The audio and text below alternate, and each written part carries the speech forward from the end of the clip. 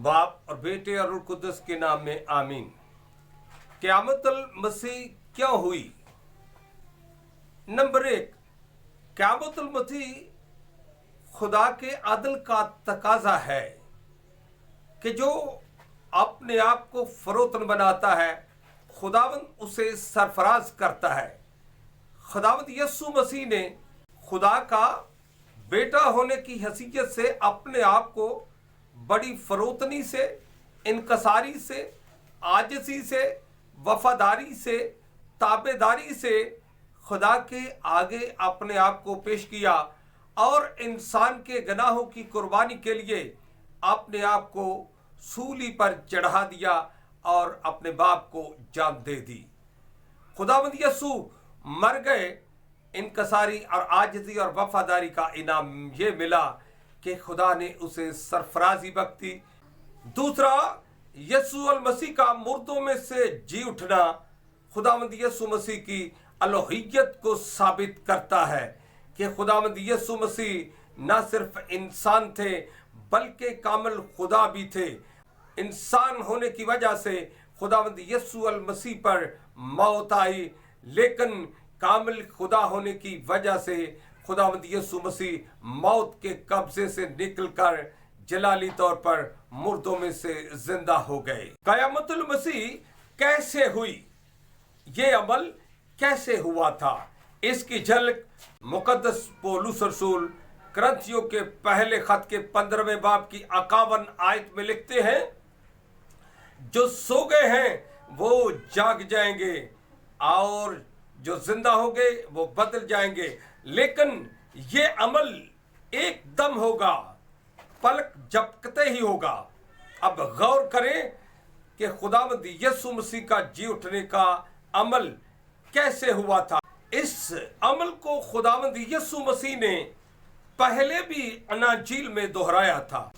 लूका की अंजील के 12वें बाब की 50 आयत में लिखा है कि मुझे एक बपतिस्मा पाना है तो मैं क्या ही तंग रहूंगा जब तक वो बपतिस्मा ना हो ले।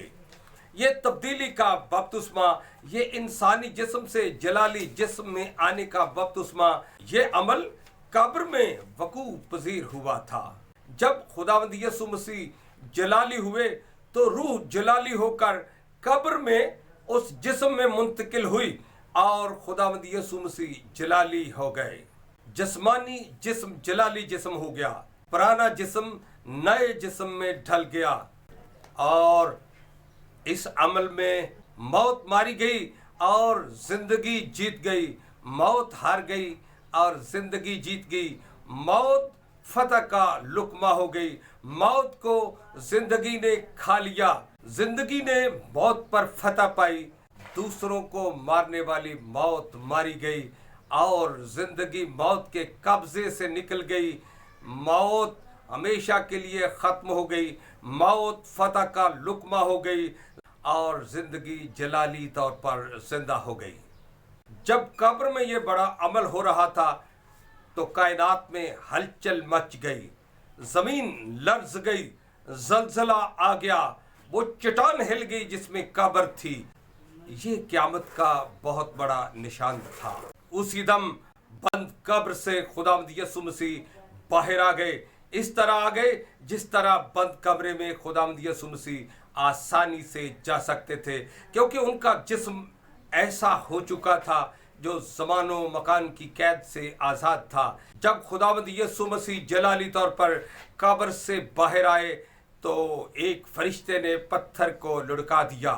कब्र खाली हो गई, कफन खाली हो गया और रमाल भी सर से उतर गया और कब्र में रह गया। ये कब्र का पत्थर इसलिए नहीं हटाया गया था ताकि यीशु कब्र से बाहर आ जाए, बल्कि यीशु मसीह बंद कब्र से ही बाहर निकल आए थे। जिस तरह यीशु मसीह बंद कब्रों में चले जाते थे, इसी तरह बंद कब्रों से बाहर भी आ सकते थे, क्योंकि जलाली जिस्म की ये बहुत बड़ी खासियत है। पत्थर सिर्फ इसलिए हटाया गया था ताकि देखने वाले लोग देखें कि यीशु मसीह जी उठा है। ये पत्थर यीशु मसीह के जी उठने की गवाही देता था। ये खाली कब्र खुदावंद यीशु मसीह के जी उठने की गवाही देती थी। ये खाली कफन और रुमाल खुदावंद यीशु मसीह के जी उठने की गवाही देते थे।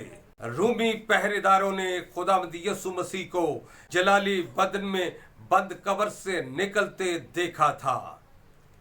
उन्होंने ये देखा था कि यीशु मसीह जलाली बदन लेकर बंद कब्र से बाहर आ गए हैं और फरिश्ते ने उस पत्थर को लुढ़का दिया है। और जब उन्होंने ये मंजर देखा तो लिखा है कि वो बेहोश हो गए। पहरेदारों ने सरदार कहनों, फकीहों और फरीसियों के पास जाकर बताया कि जिस शख्स को तुमने मसलूब किया और वो मर गया और दफन किया गया, जिसकी कब्र पर पहरा लगाया गया था, जिसकी कब्र पर सरकारी मोहर लगाई गई थी, और जो शख्स कहता था कि मैं तीसरे दिन जी उठूंगा, ये बात सच है। हमने अपनी आंखों से देखा है कि वो जी उठा है। तब सरदार काहिनों ने पैसे का लालच दिया। उन्होंने उनको पैसे देकर सच को झूठ में बदल दिया और उन्होंने कहा कि जाओ लोगों में मशहूर कर दो कि जब हम सो रहे थे तो उसके शागिर्द उसकी लाश को उठाकर ले गए थे। लेकिन याद रखें, पहली बात सरकारी कानून था, रूमी कानून था कि जो पहरे पर सो जाता था उसको मौत के घाट उतार दिया जाता था। और दूसरी बात, यीशु के शागिर्द इतने बहादुर नहीं थे कि वो यीशु की लाश को उठाकर ले जाते। वो शागिर्द तो यीशु का इनकार कर चुके थे। वो शागिर्द तो रूमी सिपाहियों से डरते हुए भाग गए थे। वो शागिर्द यीशु की लाश कैसे उठा सकते थे? ये झूठ यहूदियों में आज भी मशहूर है। एक और बात, वो पत्थर यानी उसका वजन 2 टन था। वो थोड़े से लोग उठा नहीं सकते थे, बल्कि तकरीबन 25 या 20 लोग जो थे वो उसको थोड़ा सा सरका सकते थे। इतना भारी पत्थर शागिर्द उठा ही नहीं सकते थे। वो तो उसको हाथ भी नहीं लगा सकते थे क्योंकि रूमी सरकार का पहरा बहुत सख्त होता था। वो करीब आने वाले को भी मार देते थे। खुदावंद यीशु मसीह के जी उठने के ये निशानात जब शागिर्दों ने देखे तो वो भी मायूस हो गए। उनके लिए यह खुशी की बात नहीं थी कि कब्र खाली है, पत्थर लुढ़का हुआ है, अंदर कफन है, अंदर रुमाल है और यीशु की लाश कब्र में नहीं है। ये उनके लिए बड़ी परेशानी की बात थी। ये उनके लिए बहुत गम की बात थी। उनका खुदा गुम हो गया था। इसीलिए मगदलीनी कहती है कि मेरे खुदावंद को कोई उठा कर ले गया है। जिसका खुदा ही गायब हो जाए, जिसका बाप गायब हो जाए, जिसका उस्ताद गायब हो जाए, उसकी हालत कैसी होती है? वो तो गम में नाडाल होता है। ये खुशी की बात नहीं थी। खाली कब्र उनके लिए खुशी की बात नहीं थी, खाली कफन उनके लिए खुशी की बात नहीं थी, बल्कि वो मायूस थे। वो बंद कमरे में भी मायूस थे। वो आपस में बातें करते थे, तब भी उनको यकीन नहीं आ रहा था क्योंकि उन्होंने जिंदा यीशु का अभी तजर्बा भी नहीं किया था। क्योंकि जलाली यीशु उन पर जाहिर नहीं हुआ था, जलाली यीशु की उनसे मुलाकात नहीं हुई थी, इसलिए वो यकीन नहीं कर रहे थे, बल्कि गम में मुब्तला थे।